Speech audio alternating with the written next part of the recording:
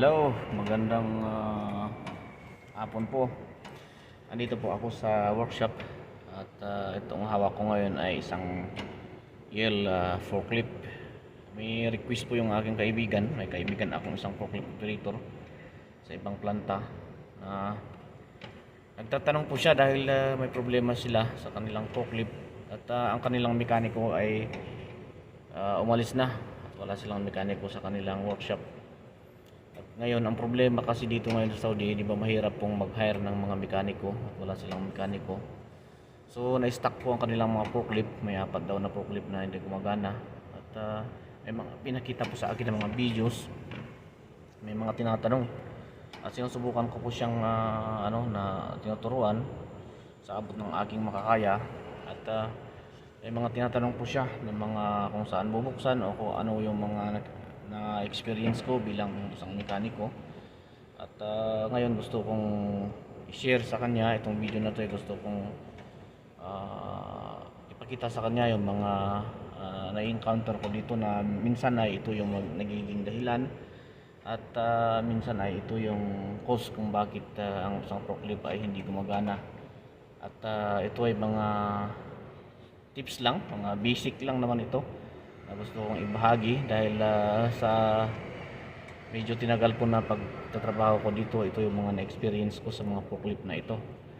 So ito po ay Yale at nakita po natin ito ay year model niya is 2014 po ito, pero halos magkakaparehas, may kunti lang na mga diferensya ito sa model lang niya at saka may mga kunting kinabit lang, pero ang basic pa rin niya na mga trouble minsan ay isa lang.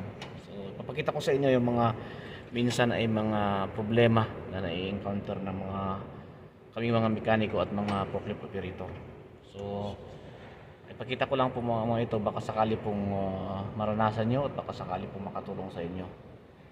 Ito po yung mga basic lang at minsan ako pag may mga malalalim na ring problema na di ko makuha, pinapadiagnose ko po ito sa mismong technician sa kanilang mga computer na ginagamit dahil alam niyo naman po sa ngayon hindi lahat ng problema ng ating mga sakyan o mga gamit ngayon ay nakukuha lang sa ating sa utak natin. Ito ay minsan ginagamitan ng mga computer. Kailangan itong i-diagnose at yun ay makakatulong sa akin upang mas mapadali nating mahanapan at hindi tayo magbabaka sakali lang dahil mahirap po minsan makasira tayo. Napakamahal po ng piso ng mga ito. So ipapakita ko sa inyo ang mga na-encounter ko dito na minsan ay nagiging dahilan upang hindi gumana ang forklift na ito. At minsan na ito ay simple, pero sa mga hindi nakakalam, ito ay mahirap. So ipapakita ko po sa inyo. Ganito po siya. Ganito po yung ng forklift natin. Normal, ito ay ganito ang susi niya. Pag binuksan mo, ito may lalabas dun na pag may error katulad nito, may problema ito. Ito yung hindi ko pa na-diagnose. Hinihintay ko yung mekaniko na magda-diagnose nito, yung may gamit silang computer. Pero hindi ito yung aking ibabahagi sa inyo, na aking ipapakita lang yung mga minsan ay nakikita natin at ito ay minsan ay nagagawa ng paraan. Dito po minsan ay yan, lumalabas po na ganyan, may error siya. At minsan nakukuha lang yun minsan sa mga basic lang. Pero ang kaibigan ko may mga pinakita siyang video na gusto kong sagutin at baka sakaling makatulong po sa kanya at sa mga iba pong mga operator ng ganitong forklift. So patayin muna natin. So, ito ang normal po ng forklift. So ganito po ito. Dito po natin binubuksan yan. Ay, may lock po siya dito. Yan. Ganon. Ang normal po nito kapag overheat ang pinag-uusapan sa forklift, ganito po siya. May dito sa loob may fan dito. So ganito po siya. Ang normal po nito pagka pinaandar ito, dapat po ito ay aandar. Itong dalawang fan na yan, at dito sa likod meron din po dito. Kita ko dito sa may part na ito. Nakikita nyo po dito, may fan din dito. Dito, yan o. Tanggalin ko na lang para makita. Ganito po, ang pagbukas nito may dalawang ano lang dito. Ito, may dalawa siyang lock na ganyan. Yan po. At may isang lock dito, itong hinugot ko. Ito po. Naka-bound lang po na ganyan yan. Ayan, ganyan. Ayan. Tapos ito. Ganito po siya. So ganyan po. Ito may fan siya dito. Yan. Sa unang start po ng makina, dapat ay under ito. Itong dalawa dito at saka dito sa harap po. Dapat under po ito. Yan. Dapat under po yan sa unang start po. Tapos pagka ni-start po yan, mamamatay din siya. Dahil ito po ay may automatic po na parang ititis lang niya sa una. Pag hindi po under yan sa una, may ibig sabihin may ibang problema na po yan. Minsan sa likod nito may converter dito na hindi gumagana. Minsan ito po siya minsan. Ito, may converter po siya.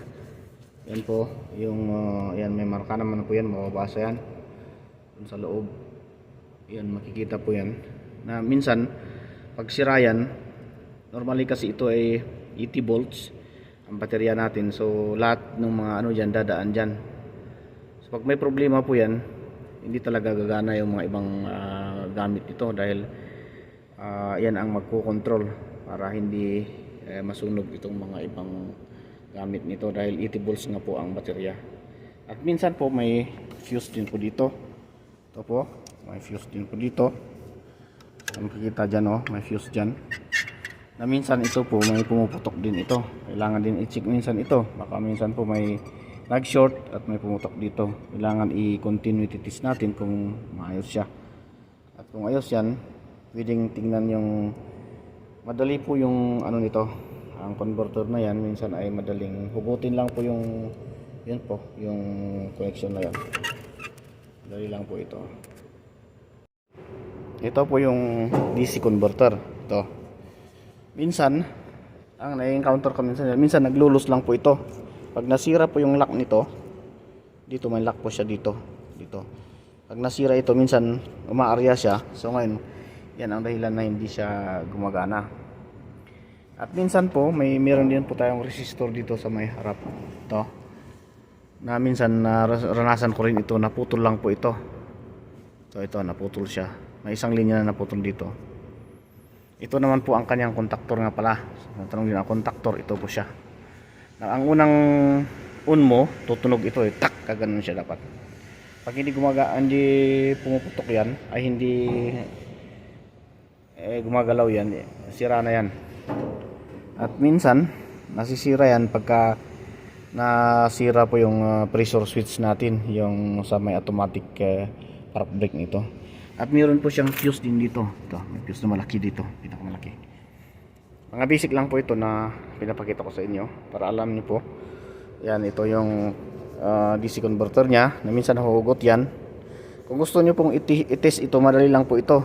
Kumuha lang po ng kaparehas nito sa sa matinong forklift. Ibunutin lang ho ito. At kumuha ng isang converter, i-check lang. Papakita ko sa inyo, saglit lang po So ganito po siya. Ito minsan pagka hindi gumagana po yan, ito pinakamabilis lang po na paraan. Hindi ko po sinasabi na ito yung tamang pag ano po nito, pero nakakatulong po ito para sa panandalian lang na shortcut na ginagawa po natin. Dahil nga po dumadaan po dito lahat ng kuryente dyan. Dadaan dyan para ito makita po nyo po yung mga wire niyan. Kinokontrol nyo po ito. So pwede nyo pong gumamit ng ganito para matesting lang po. Sasaksak nyo lang po ito. Dito. Sasaksak nyo lang ito. Kahit ipatong nyo lang po dito. Kahit dyan. Diyan, ipatong nyo lang po dito. Tapos testingin nyo na siya. Ito, testingin nyo na. Kung nakasaksak na ito, dyan. Yan, tandaan may lock dyan Yan, may lock po dyan. Ito po yung lock nya. Yan po. May lock po siya dito. So kailangan nakasak na ganun. Kuha kayo ng matino na ganito, isaksak lang dito, tapos testingin nyo lahat kung ano ang makikita nyo. Malalaman nyo agad kung ano po yung problema nya. Kung dito, malalaman agad dyan. Pag dito naman po, pwede rin kayong humiram ng ganito. Ito, baklasan lang itong dalawang ano na to, itong dalawang tracy na to. Ikakabit nyo na ito, yung ganito. Malalaman yun kasi minsan hindi yan gagalaw pagka may problema din po yan, resistor na yan. At yun, yung mga fuse po doon, pwede manghiram kayo ng fuse o kaya i-continue test nyo para malaman nyo. Pero bago po tayo gumalaw dyan, papakita ko lang po sa inyo kasi mabilisan po dahil sa request po ito ng aking kaibigan. Ito po dito sa may likod, meron po tayong ano dito, ito para ma-drain po natin bago tayo gagalaw, kailangan hugutin po natin itong baterya na to. Hugutin po natin yan. Pag nahugot na po natin yan, di-drain po natin, pipindutin natin itong horn nya o itong busina nya. Yan, wala na po yan. Pag na-drain mo na yan, wala na po yan. Ibig sabihin, drain na po siya. Kasi ito po may computer box po ito. Pag nagkamali kasi mag-short dyan, mararagdagan yung problema samantalang gumagawa tayo. So ganun lang po siya. At pwede natin ibalik yan pagkatapos na yung ating ginawa. So ipapakita ko lang po sa inyo. Ito yung mga isang na-encounter ko. Pag maugong po ito, minsan umuugong at hindi makaabanti, hindi masyadong makaabanti, hindi masyadong makaatras. Tapos nag-iinit po itong kontaktor na yan. Yung kontaktor po na yan, yun. Kontaktor ng init yan. Minsan pa nga nasusunog yan. Ang dahilan po minsan niya ito, meron po dito sa loob po nito, meron pong pressure switch dito. Dahil automatic po ang park brake nito, may kinabit sila sa loob nito na pressure switch. Saglit lang, kita ko sa inyo ha. Ito po ang itsura niya. Ito mga pinagpalitan ko po ito. Ito, ganyan po siya sa loob. Nakakabit po yan sa loob. Mahirap po kasing buksan na ano, may ito buksan. Tanggalin lang po yung mga allen key na ito. Allen rings ang kailangan dyan. Pag binuksan mo na ito sa loob, makikita mo ito. Para sa mabilisan lang po ito na pag-check, pwede nyo pong baklasin ito, punutin po yung wire na yan. Normal po na may lalabas na hydraulic oil po dito. Ay yan, may ano po siya, may o-ring siya. Saksakan nyo po ng matino na ganito, yung alam nyo wala siyang problema, tapos ikabit nyo, testingin nyo po siya. Kung aabanti siya at aatras at wala na yung maugong, ito na po ang problema niya. Ayan po yung experience ko dyan. Nung una po, di ko rin alam po yan. Pero nung natutunan ko rin po, madali na lang po pag may mga gamit na ganito. Dito naman po sa fan na ito. Ito po yung fan natin. Ito siya. Ito po yung fan natin. Minsan, kapag umandar yan, dapat sabay itong aandar. Pag hindi aandar yung isa, pwede nyo pong check itong mga wirings. Ito baka may maluwag. O kaya humanap kayo ng kaparehas nito. Saksak nyo lang po para malaman nyo. So, ganun po siya. Ganun lang po yung mga basic na check nyan. At ipapakita ko sa inyo yung normal po nito pag pinaandar. At syempre po minsan, baka hindi tumaas yung ano po nyo, pag nagbubuhat kayo minsan, i-check nyo rin ito kung may langis siya. Ito rin ang pwedeng i-check dyan. At wala naman pong kinalaman po kung ito ay tumataas na yung mga lifter niya pag natataas siya.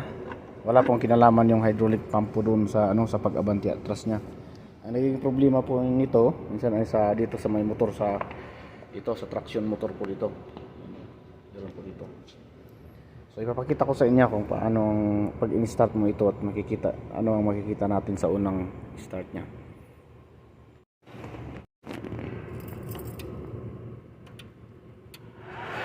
Ganyan po. Ang normal nga sa unang switch mo, andar talaga yan. Ngayon pag naramdaman po niya na mainit, tuloy-tuloy po yan. Pero pag naramdaman niyang normal lang init niya, nakahinto po siya na ganyan. Kahit naka-on po yan. Yan. Kahit naka-on po siya. Naka-on po dito sa susi. So dito sa likod, ganun din po ang mangyayari dito sa likod. Yan o. So baka po i-start ha. Start. Yan. Yan, aandar po siya. Sabay-sabay po yung apat na to. Yung dalawa dyan, aandar yan. Yan ang normal yan. So, normal ito. Pag hindi po gumagana yan, yan, may problema po siya. Minsan dito po sa likod, dito lang sa likod niya, yung sinabi ko po kanina, yung converter po, yung DC. So, ganun lang po. Minsan, dito, dapat pag sa unang start, aandar itong apat na fan, yung dalawa dito at saka dito sa likod, dito sa likod. So ito yung banda rito, ito yung dalawa niyan. At pagka wala yan, i-check nyo po ito, yan, itong DC converter, ito po, yan, ito yung DC converter. Baka po maluwag ito, maluwag yan, o kaya sira na po ito. Sabi ko, pwede nyo pong saksakan ng ibang converter, manghiram kayo ng maganda o may bago, malalaman nyo po yan. O kaya check din po ninyo yung mga fuse na ito, baka may busted po siya. Yan po ang isang problema nito. At yun lang po yung mga basic na nangyayari minsan sa forklift na ito. Dito po sa isa, dito naman po, minsan dito po pag hindi gumagana, baka po nag-loose ito dito sa may computer box nya. Linisin nyo lang po kung may contact cleaner, hugutin tapos saksak ulit. Minsan yan din yan. So ganun po yan. Yan yung mga basic lang po yan na nangyayari.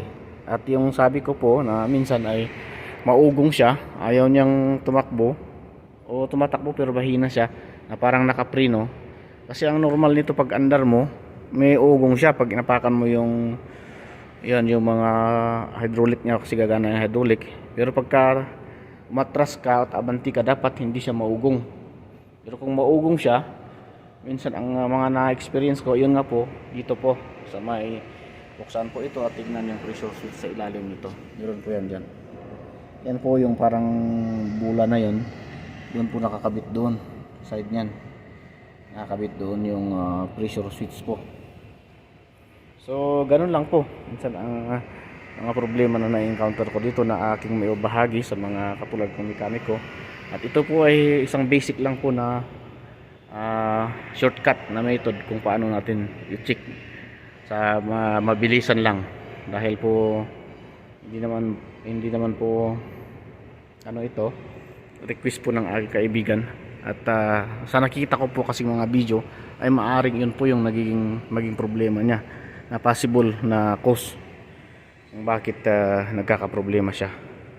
So gusto kong i-send yung video lang na ito na makita rin niya, at sa mga iba po na may mga ganitong forklift, mga mekaniko na maka-encounter kayo ng ganito, ay baka po mapabilis ang iyong pag-check, mapabilis po yung pag-diagnose, na hindi na kailangan ang mga gamit po katulad ng mga pang-analyze po ng mga computer.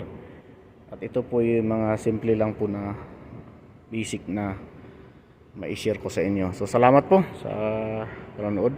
God bless po.